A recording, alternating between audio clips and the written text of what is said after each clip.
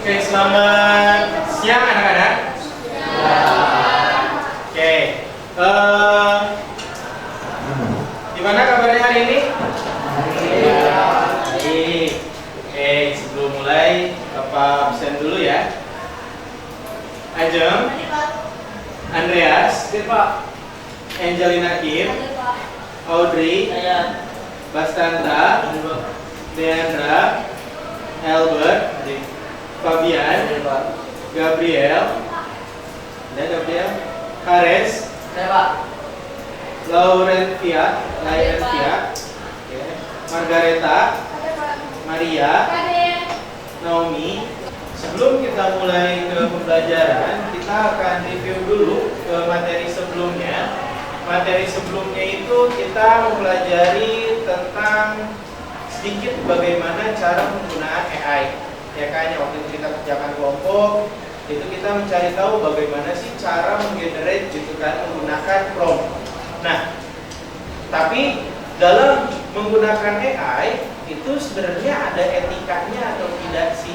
Ya kan, apakah kita bisa menggunakan seenaknya saja, ataukah kita menggunakan AI tanpa batas atau yang lainnya, ya. Tapi kan pasti ada aturan-aturannya. Nah, untuk pembelajaran hari ini kita akan mempelajari etika mengenai menggunakan AI. Ya, ini ada di materi berikutnya yang setelah kita pelajari di pertemuan sebelumnya. Oke.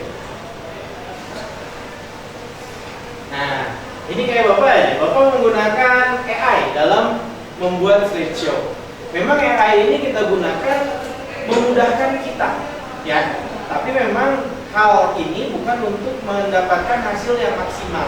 Tetap hasil maksimal itu ada di diri kita. Ketika kita menggenerate menggunakan AI, nah kita harus memperbaikinya. Mungkin ada yang salah, mungkin ada yang rancu. Nah, itu kita perbaiki, ya. Karena jangan sampai ketika kita menggunakan AI itu benar-benar menelan mentah-mentah yang ada di AI. Contoh misalkan kayak kita mengerjakan tugas disuruh membuat cerita 400 kata misalkan. Nah, kita udah aja percaya buat cerita 400 kata langsung dikirim, ya. Beranggapan bahwa nanti gurunya itu nggak tahu, tenang aja, ya. Atau nggak dicek jumlahnya bener apa enggak. Nah, ini kan terjadinya sering kesalahan.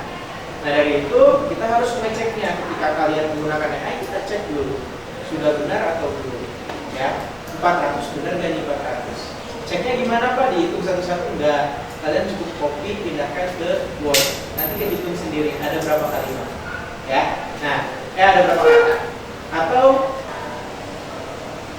ini AI dalam kehidupan sehari-hari, kecerdasan buatan atau AI telah menjadi bagian nyata dari kehidupan kita. Seperti pisau, AI memiliki potensi, manfaat besar dan resiko tergantung penggunanya. Pentingnya untuk memahami aspek etika dan hukum dalam memanfaatkan teknologi ini. Ya betul. Ketika kita menggunakan AI itu sama seperti pisau, atau yang paling simpel adalah kita menggunakan api. Api ketika kecil itu bisa untuk menerangi.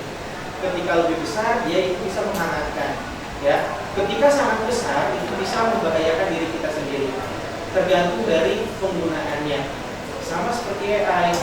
Kalian menggunakan AI, ya, hanya sebatasnya saja, seperlunya saja, ya. Jadi AI ini memang sudah seperti alat yang kita gunakan sehari-hari, ya.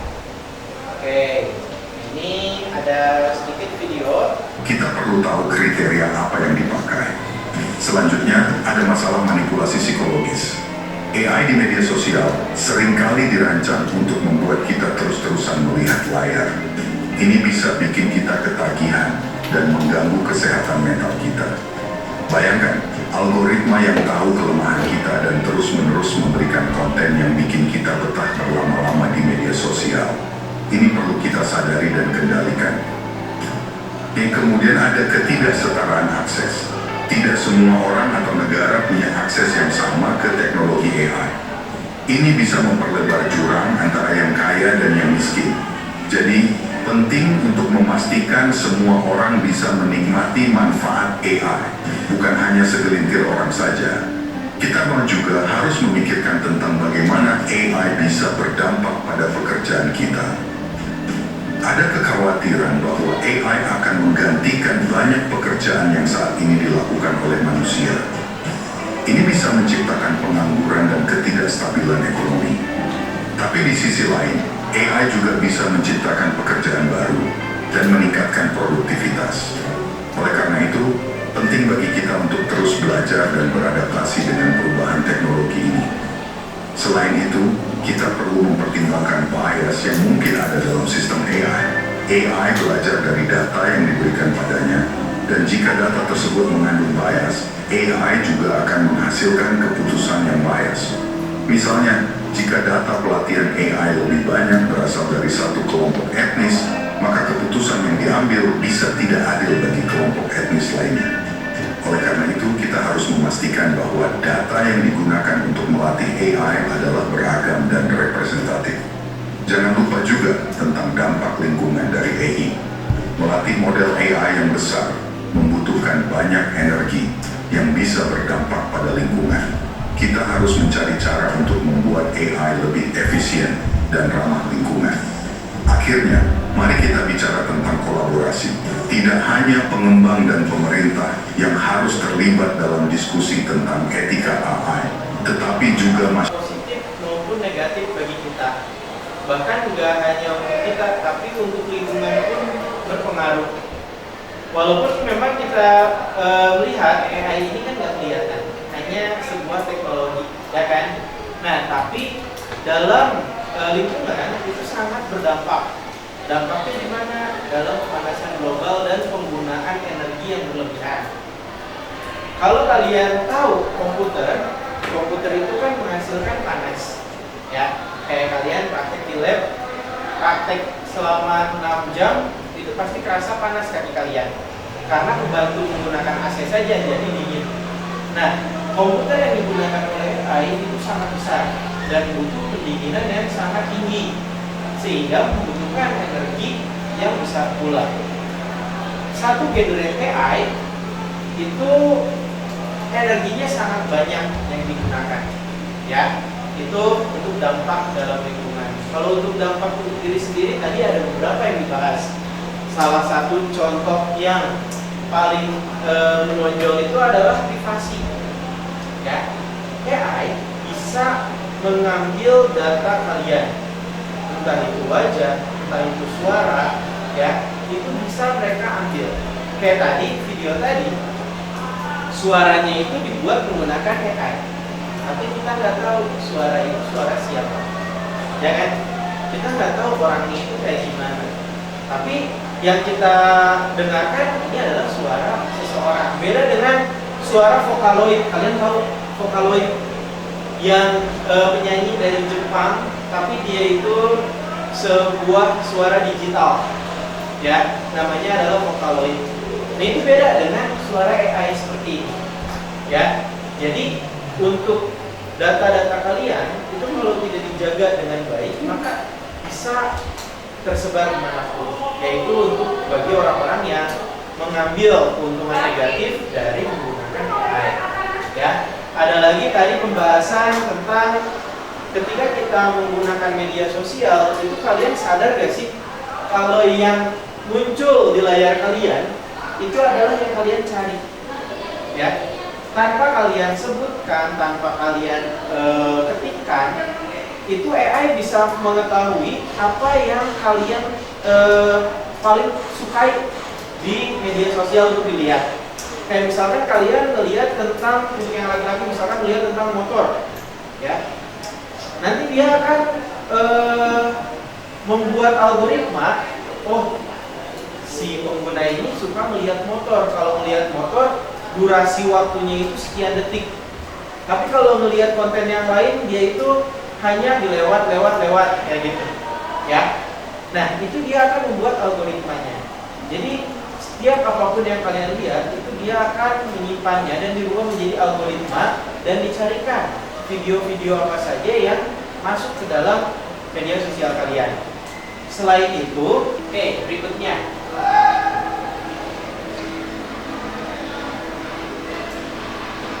Isu penting dalam AI. Ini ada beberapa. Pertama adalah deepfake. Ya. Teknologi AI yang membuat gambar atau video palsu realistis, merusak reputasi, menyebarkan informasi palsu atau memanipulasi publik. Ini yang sering terjadi dan yang sering kita lihat di media sosial. Ya, ketika kita buka Instagram ada berita nih, ya, berita misalkan ada orang yang foto berdua kayak gitu. Nah ini bisa diubah dari AI. Ada lagi kayak misalkan ada video pidato mukanya diganti jadi orang lain, itu juga sama. Atau kalian pernah melihat teman kalian iseng foto temennya lalu dipindahkan, digabungkan dengan AI, itu menjadi sedang melakukan hal-hal yang konyol, ya.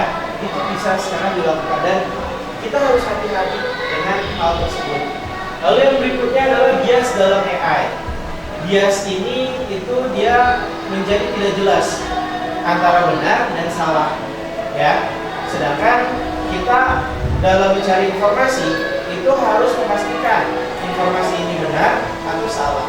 Dengan adanya AI itu dia bisa membuat bias, ya. AI belajar dari data. Jika data bias, AI akan menghasilkan keputusan yang bias juga, menyebabkan diskriminasi yang tidak disadari. Tahun 2018 atau 2019 itu pernah dibuat AI yang dimana dia itu memiliki akun suara, video, atau gambar orangnya itu bisa dimunculkan dengan mudah dengan bantuan AI. Nah, deepfake selain kita bisa membuat menggunakan itu secara positif, tapi juga ada dampak negatifnya di sini. Yang pertama itu bisa merusak individu, ya, reputasi individu. Misalkan membuat videonya itu tentang hal-hal yang nggak benar. Contoh misalkan buang sampah sembarangan, berkata rasis dan yang lainnya. Padahal orang tersebut itu tidak melakukan hal apapun. Kayak contoh aja, berita-berita yang beberapa minggu yang lalu itu ada tentang flash disk yang hilang warna putih.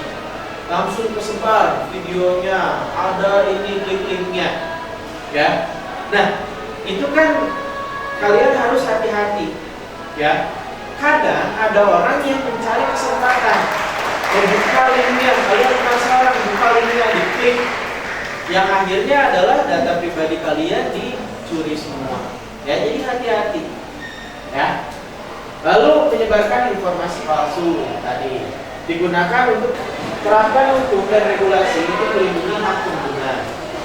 Lalu AI adalah sebagai alat, bukan sebagai puncak dari hasil yang kita ingin buat. Ya. Ingat, AI adalah alat bantu, bukan mengambil keputusan akhir. Ya, tetap keputusan akhirnya itu dari kalian. Kayak kalian sakit, tanya ke Halodoc, jangan tanya ke Halodoc, tulisin gejalanya. Kepala sakit, sendi sakit, perut mual, begitu kalau bangun susah gerak, tahu-tahu pas dicek penyakit apa, kanker gitu kan. Itu kan sering kejadian, ya. Jangan ditelan mentah-mentah. Kalian ketika mencari apa sih kira-kira sakitnya, dari online boleh diambil juga keputusan yang baik, lebih baik menggunakan dokter. Bisa langsung menanyakan kepada dokter, itu lebih baik.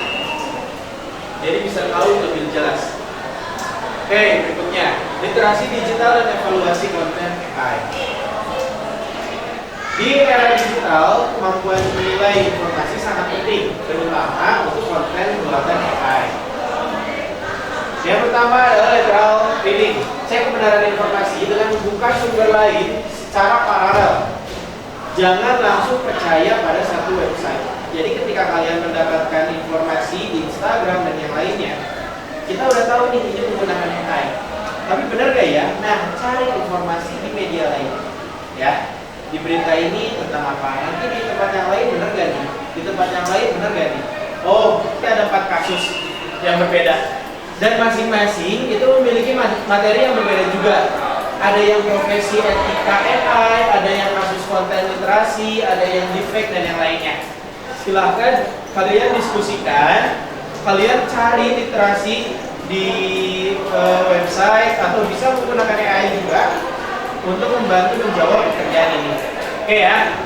Nah, untuk yang kasusnya itu bias dalam AI, ya. Di sini ada kasus Sinta dan Iqbal ikut lomba membuat puisi berbasis AI. Dan anehnya, puisi Sinta selalu mendapatkan nilai yang lebih rendah. Dia curiga saat dicek ternyata AI-nya lebih memilih kata-kata dari puisi yang ditulis oleh lelaki.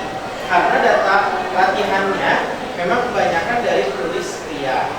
Nah, tentang etikanya, bagaimana cara agar AI ini bisa bersikap adil? Ya, apakah semua data disuruh percaya? Ya. Nah, ada pertanyaan diskusi, pemahaman kasus apa yang terjadi dalam kasus Sinta dan Iqbal. Kalian jelaskan, ya, kasusnya itu Sinta gimana, Iqbal seperti apa. Lalu yang berikutnya bias dalam AI. Apa yang dimaksud dengan bias dalam teknologi AI? Jadi Bapak jelaskan bahwa dia itu memiliki kerancuan, ya. Ketika ditanya, dia itu bukan menghasilkan yang benar dan salah. Ini yang menjadi kasus apa yang terjadi pada dalam